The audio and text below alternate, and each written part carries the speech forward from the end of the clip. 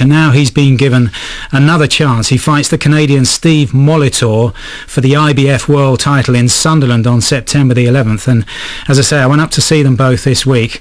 And Carl remembers clearly his boyhood rival.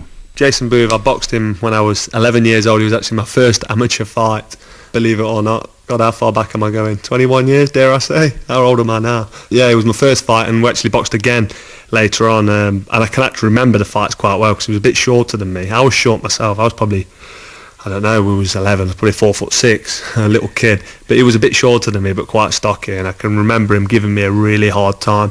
I won't talk about results and how it went because it was kid stuff, but it was two great fights between, two top fighters who had both done really well in their pro careers. I got depressed and that through the drinking that. It got hold of me where I couldn't stop drinking. Like everybody knows who's heard about me, I had problems drinking, couldn't stop, just fell down really.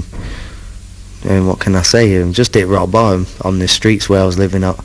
Just made a mess of myself, and then I just, after a while, it got too much. We ended up in hospital, and when the doctor tells you, well, you're going to be dead soon, what are you going to do with yourself? Because I was only 27 at the time, and I thought, well, it was like a turnaround for me. I just decided I'm going to stick this one out. So I did. I just stopped drinking from then. Took me a while though, stopped drinking. It wasn't just happened overnight. I started doing my runs because I forgot about boxing then because I thought no one would look at me. But then I ran into Jimmy Gill and Tony Harris, who just talked to me and said, when you're ready, we're here for you. And that was just like something to help me stop drinking. And then my missus, who I met at the time, Sarita, she was a really big help. Just nursed me back together day to time. So here I am today fighting for a world title. I wonder, Jason, how badly it was affecting your career, because I guess this problem didn't come on overnight. So before you walked away from boxing, how big a problem was it? It's been a problem. It's like, I think I've got away with it I think it's my talent that made me get away with it for many years. It's like I trained really hard and then I partied really hard. It happens, footballers do it, but it gets to the point where it ruins your life. I ended up in worse situations that I don't want to speak about right now. When I think about what I put myself through, it just broke my own heart. So obviously boxing, it's been my healer for me, and I'm still doing it today. So was it a case of at that time your love of the booze was stronger than your love of boxing? It was like a big drug. It wasn't the love of it. Like I say, I did like getting drunk because it took me out myself. It's like it was a medicine for me. It stopped me from being myself, who I didn't want to be at the time, because I couldn't deal with the shakes. I didn't know what I was thinking. I'd never wanted it to get older, and that's what made me stop. Some people, drinkers, like being drunk, like the drink. I didn't like feeling like that after a while because I knew it wasn't for me. Just a big mistake it was. But you'd had success in the boxing ring, so how come you needed this extra buzz from outside? I don't know. I've just realised that boxing is what I love more than anything. Without boxing, I've always loved boxing. I'll always love it till I die, and that will always win. It will win over anything. I love my boxing more than drugs, booze, anything like that, because it's a natural buzz for me. It gives me great pleasure in training, winning my fights. It don't get any better than that for me.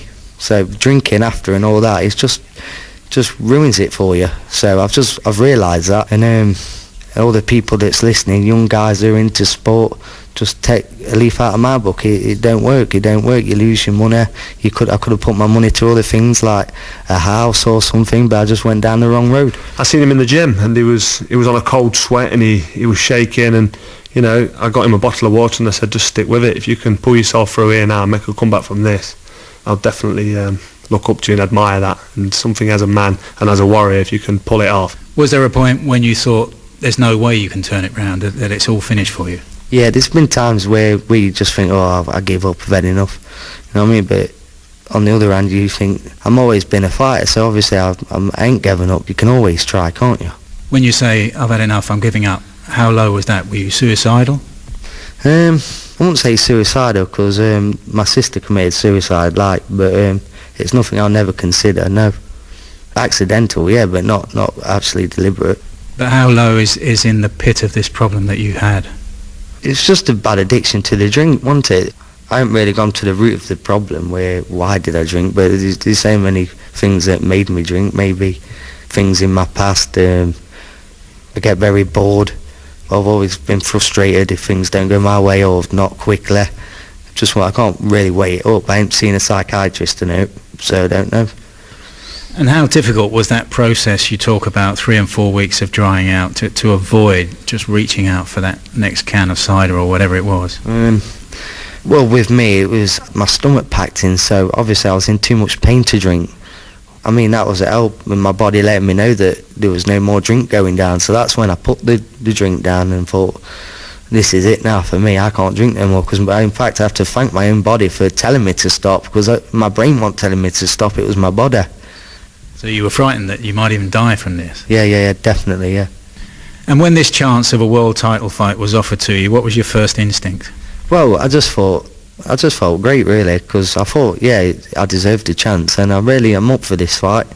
Big thanks to Steve Molitor. He's a good opponent. I'm definitely up against it, but you never know. If I win this next fight, it's going to be the biggest stories ever, really, to say where I've come through. But yeah, can't wait for this one.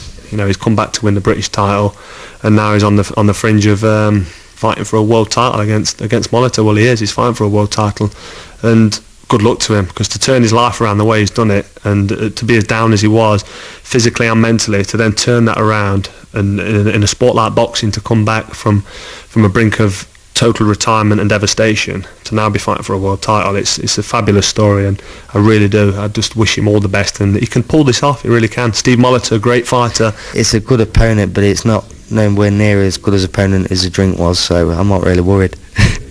Really, you think you've come through that? I'll put it this way, win or lose, I've done really well. So I can hold my hand up high and say, look, I've come back, I've put things right.